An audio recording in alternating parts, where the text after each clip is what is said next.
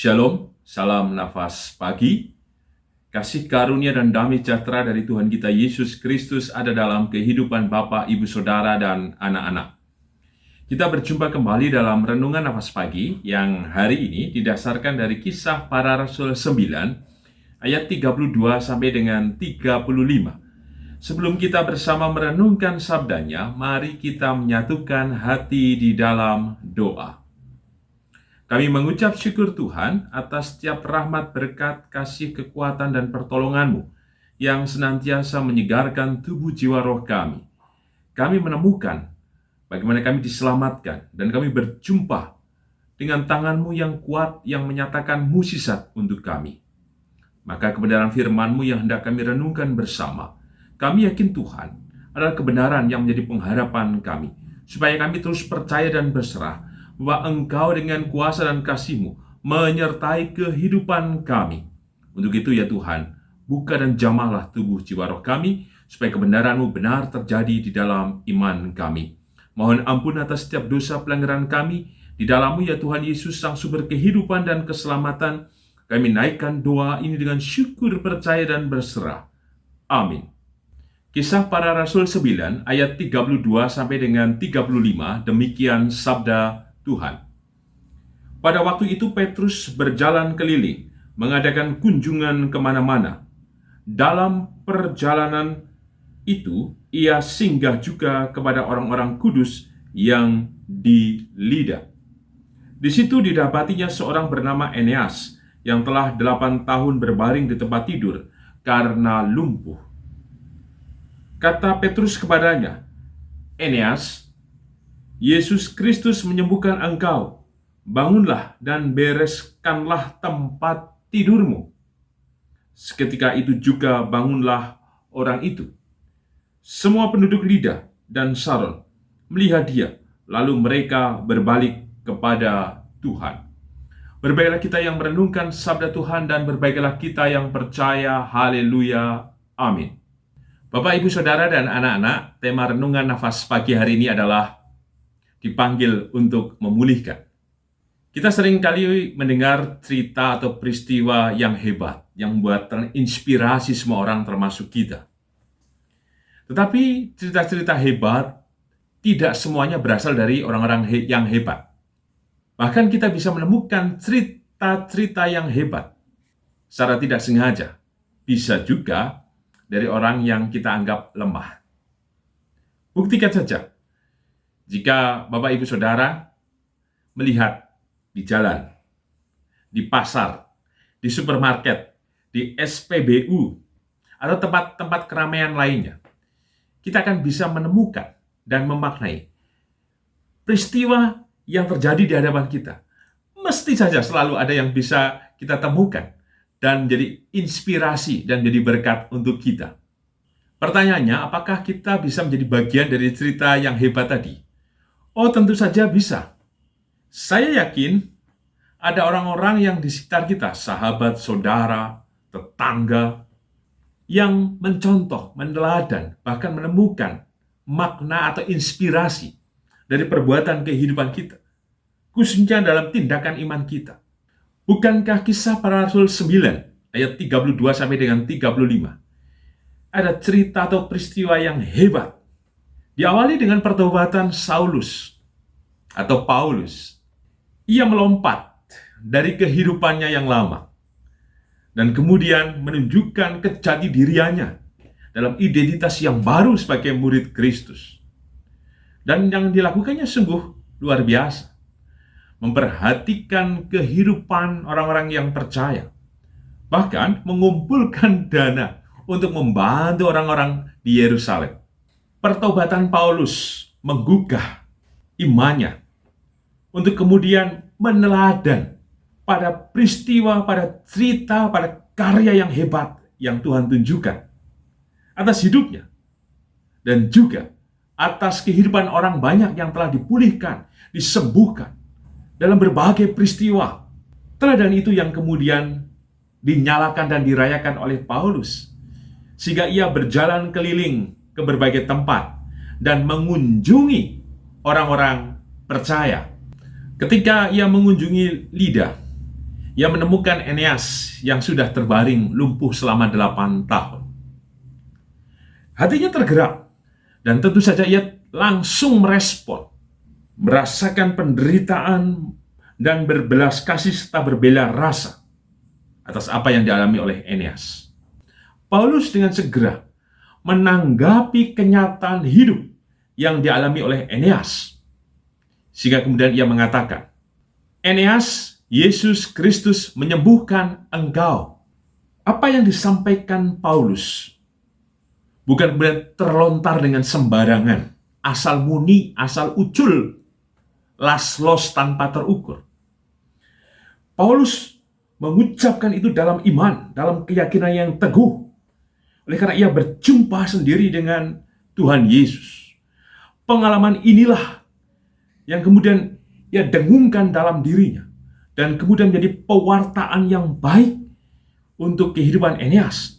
Sehingga ketika ia mengatakan, Eneas, Yesus Kristus menyembuhkan engkau, adalah doanya, adalah permohonannya dan penyerahannya, bahwa Tuhan Yesus juga bekerja atas kehidupan orang-orang kudus di Lida, khususnya Eneas.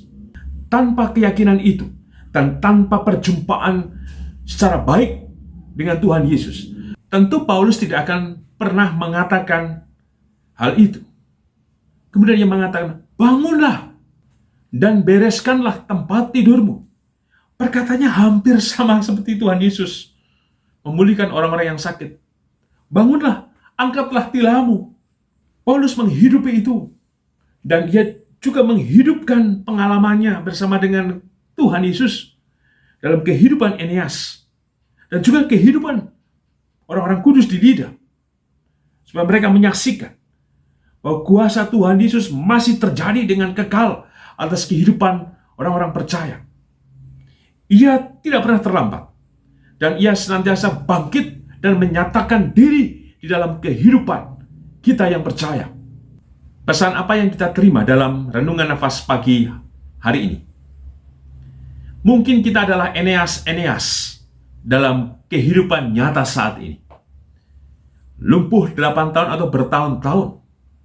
Mungkin bukan secara fisik, secara spiritual, dan mungkin oleh karena berbagai hal yang menekan diri kita.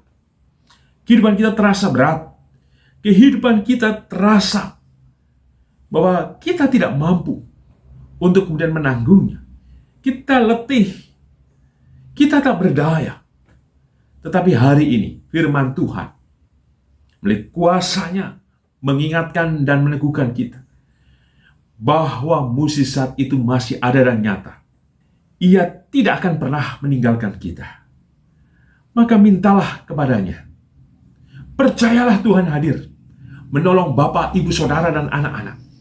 Tuhan Yesus hadir atas kehidupan Eneas. Padahal kita tahu peristiwa ini ketika Tuhan Yesus sudah naik ke sorga.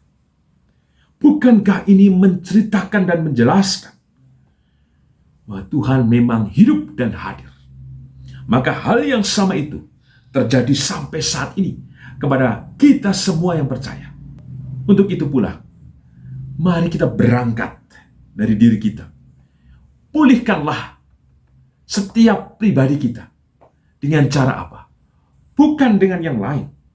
Tapi mintalah dengan iman kita yang sungguh kepadanya. Pengalaman Paulus adalah pengalaman kita.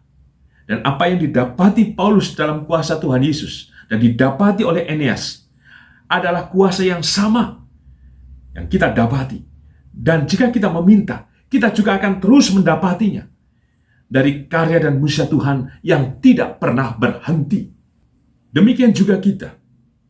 Kita yang tadi dipanggil untuk memulihkan diri, kita juga dipanggil untuk memulihkan yang lain. Mari kita jumpai satu persatu. Sahabat, saudara, bahkan suami, istri, anak-anak kita. Lihatlah satu persatu, seperti Paulus tadi mengunjungi. Persis juga gambaran Tuhan Yesus yang datang ke kota, ke desa, masuk ke rumah-rumah. Kunjungi satu persatu. Pulihkan satu persatu.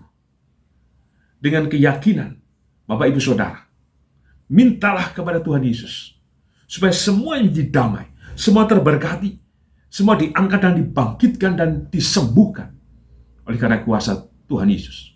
Percayalah, Tuhan juga memakai saudara semua dalam anugerah dan pengutusan melalui berkat dan keselamatannya. Sebagai penutup renungan nafas pagi hari ini dengan tema dipanggil untuk memulihkan. Mari kita perhatikan ayat yang ke-35. Semua penduduk Lida dan Saron melihat dia, lalu mereka berbalik kepada Tuhan. Cerita, peristiwa, pengalaman yang mereka saksikan oleh penduduk Lida dan Saron. Mereka kemudian menemukan makna, menemukan kehidupan, menemukan pengharapan bahwa kuasa Tuhan Yesus masih terjadi dalam kehidupan mereka. Dan mereka telah menjadi saksi mata bagaimana Eneas 8 tahun sakit lumpuh. Tuhan menyatakan yang tidak mustahil atas Eneas. Maka kemudian mereka menjadi percaya. Maka hari ini kita dipanggil pula untuk memulihkan diri kita. Dipanggil pula untuk memulihkan yang lain. Sekali mungkin kita bertahun-tahun merasakan kepahitan, merasakan derita, yakinlah Tuhan akan menolong. Kuasanya sama seperti yang diberikan Tuhan kepada Eneas. Mari kita datang menerima panggilannya untuk memulihkan diri kita dan memulihkan kepada yang lain. Percayalah, karena Ia yang hadir, maka Ia yang menyelamatkan dengan kuasa dan mukjizat-Nya. Amin. Mari kita menyatukan hati di dalam doa. Kami mengucap syukur ya Tuhan Yesus atas anugerah berkat dan kebenaran firman-Mu yang telah kami terima. Mampukan kami untuk bangkit, untuk memulihkan diri kami masing-masing, memohon melalui berkat kasih dan kuasa-Mu. Bahwa pengalaman Eneas adalah pengalaman kami, dan itu masih terjadi kini dan sepanjang masa, jika kami percaya. Dan kami juga dipanggil di dalamnya untuk memulihkan yang lain. Maka tolonglah kami Tuhan, supaya berkat itu benar menjadi berkat untuk kehidupan kami dan menjadi berkat atas kehidupan bersama. Kami yakin Tuhan kasih karunia-Mu mengutus, meneguhkan, dan memampukan kami untuk menyampaikan, mewartakan kabar baik, kabar kebenaran, sukacita, dan pengharapan, baik untuk diri kami dan juga segenap kehidupan di sekitar kami. Tolonglah kami Tuhan. Demikian juga atas kehidupan kami yakin berkat, kasih, kuasa, dan pertolongan-Mu Tuhan menyembuhkan, memulihkan, menyegarkan kehidupan kami masing-masing.